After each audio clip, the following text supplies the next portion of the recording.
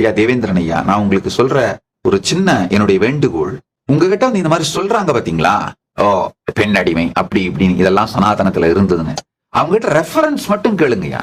அவங்க ரெஃபரன்ஸ் யார தெரியுமா காட்டுவாங்க கடைசியில? அவங்க கும்பல்ல யாரோ ஒருத்தர் பொய்யாக மொழிபெயர்த்து திரித்து எழுதிய அவர்களுடைய நூல்கள், அந்த ஹேட் ஸ்பீச், அட்ராசிட்டி மெட்டீரியல், அதையே தான் ரெஃபரன்ஸா காட்டுவாங்க.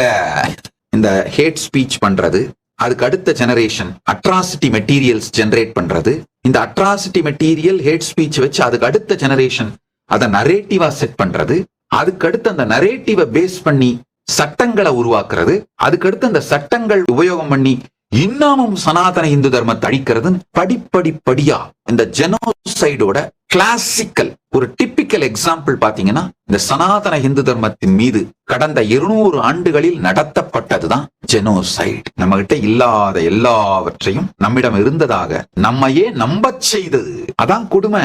இப்ப நீங்க எல்லாமே நம்ப ஆரம்பிச்சிட்டீங்க.